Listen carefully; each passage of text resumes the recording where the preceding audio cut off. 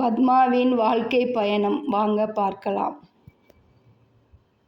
நம்ம கஷ்டத்தை பற்றி அன்னைக்கு பேசிக்கிட்டு இருந்தோம் இல்லையா? நேற்று வீடியோ போட முடியல, ஏன்னா நேற்று கொஞ்சம் விசேஷத்துக்கு போனதுனால போட முடியல. இப்போ நம்ம அந்த கஷ்டத்தை பற்றி பேசிகிட்டு இருந்தோம்.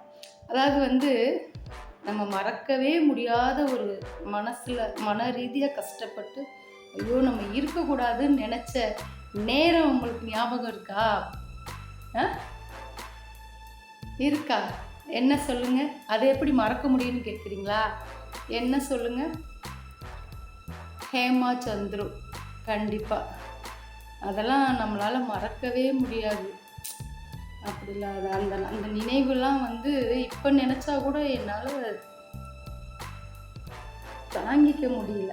அவ்வளோ மனசு ரொம்ப வேதனையாக இருந்தது. அந்த சம்பவம் எப்படி நடந்துச்சு அப்படின்னா, அன்னைக்கு நீங்கள் சம்பளம் வாங்கிட்டு வந்திருந்தீங்க. அப்போது நீங்கள் வீட்டு ஜாமான் வாங்குறதுக்காக போயிட்டீங்க.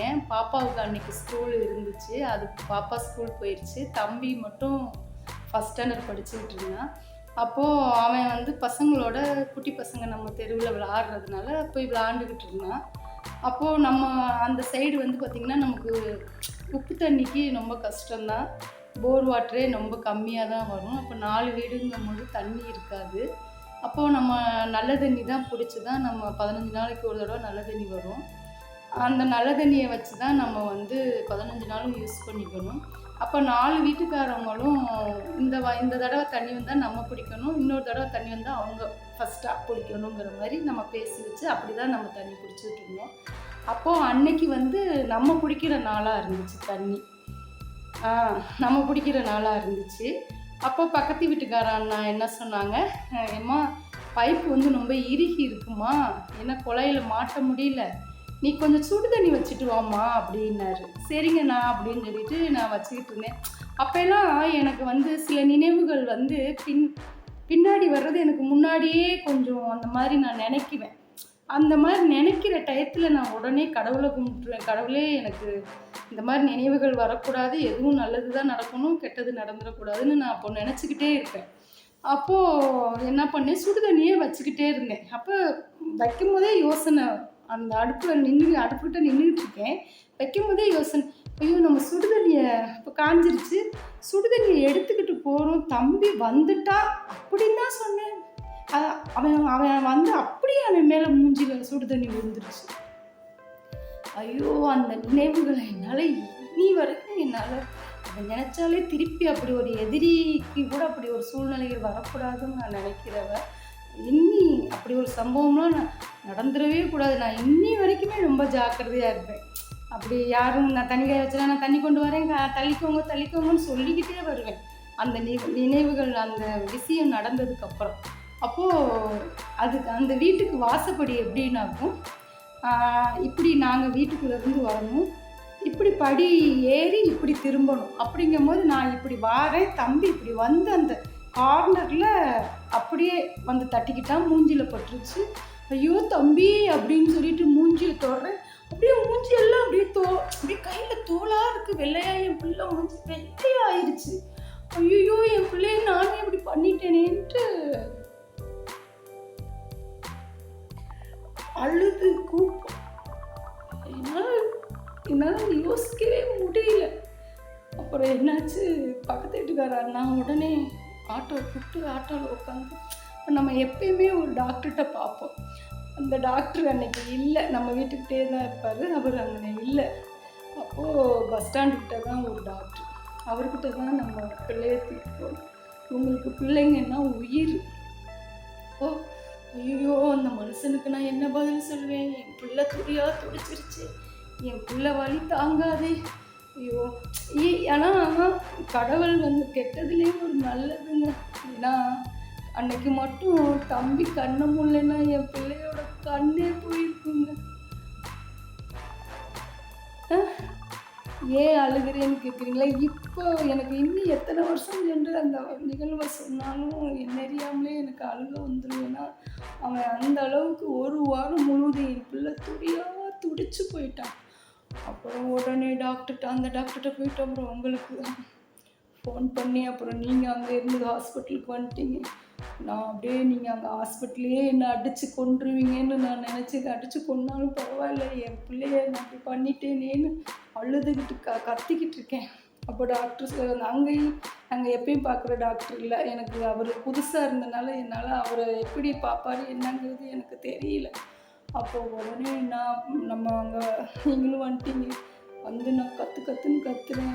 நான் எவ்வளவோ நினச்சி வச்சேன், ஆனால் நீங்கள் வந்துட்டு விடு, அவனுக்கு சரியாயிரும் விடு, எதுக்கு இந்த வேலை, தண்ணியே பிடிக்கலனாலும் பரவாயில்ல, நான் அவனுக்கு காசு போட்டு கூட நான் தண்ணி வாங்கி தருவேன், ஏன் எதுக்கு இவ்வளோ அவசரப்பட்ட அப்படின்னு நீங்கள் அந்த 2 வார்த்தைலாம் திட்டினீங்க. அப்புறம் பக்கத்து வீட்டுக்கார அண்ணே சொன்னாங்க, இல்லைப்பா நான் தான் தண்ணி சூடு பண்ணி கொண்டு வர சொன்னேன் அப்படின்னு சொல்லி அந்த அண்ணே சொன்னாங்க. அப்புறம் என்னாச்சு, அவர் அப்பைக்கு ஏதோ பண்ணி விட்டு அனுப்பி விட்டார்.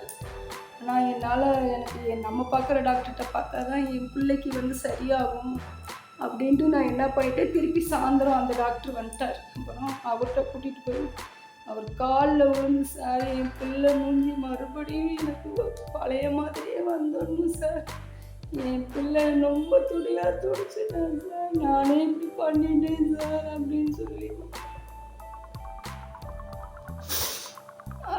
சொல்லி அழுகவும் அவர் சொன்னார்.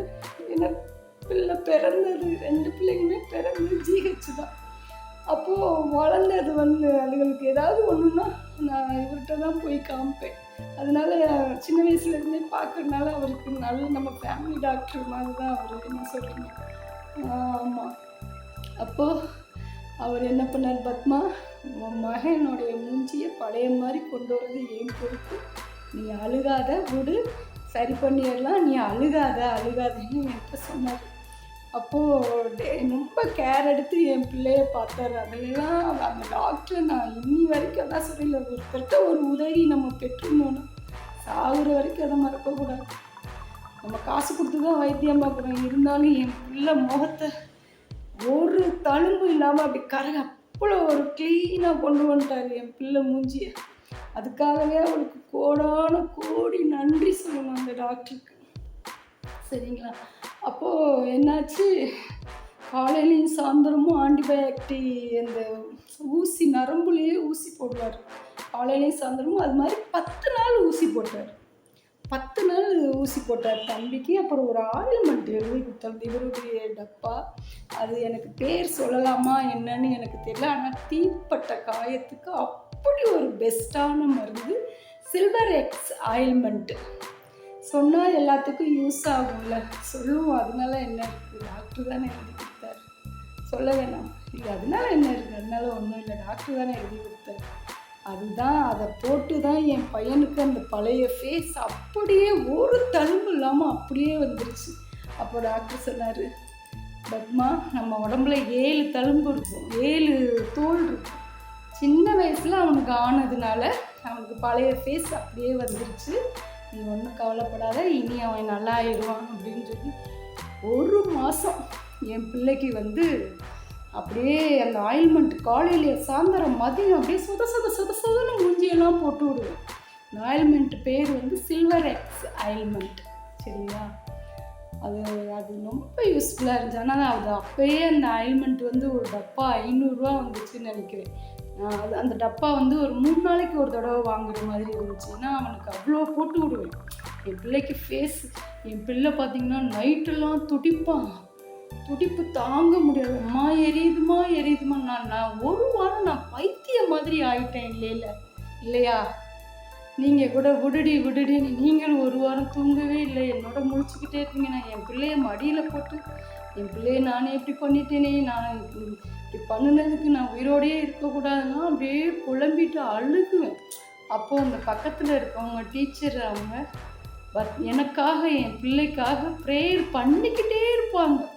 அந்த முதல் நாள் நடந்த அன்னைக்கு அவங்க வந்து அவனுக்கு எதுவும் ஆகக்கூடாது, அவன் பழைய ஃபேஸ் அவனுக்கு வந்துடணும்னு அவங்க டீச்சர்லாம் வந்து எனக்கெல்லாம் வந்து அவங்களெல்லாம் ஒரு தெய்வமாக தான் நினைப்பேன். ஏன்னா அவங்க எனக்காக ப்ரேயர் பண்ணிக்கிட்டே இருப்பாங்க.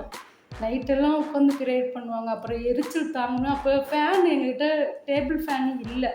அப்போ அவங்க டீச்சர் தான் எங்களுக்கு டேபிள் ஃபேன் கொடுத்து பத்மா நீ அவன் மூஞ்சிக்கிட்டே அப்படியே ஃபேனை வச்சுரு, அப்போ தான் ஜிலு ஜிலுன்னு இருக்கும், இல்லைன்னா பிள்ளைக்கு எரியும் பத்மா அப்படின்னு சொல்லி டீச்சர் ஃபேனை கொடுத்தாங்க. மீண்டும் நாளைக்கு சந்திப்போம். பார்த்து பத்திரமா இருங்க. பாய்.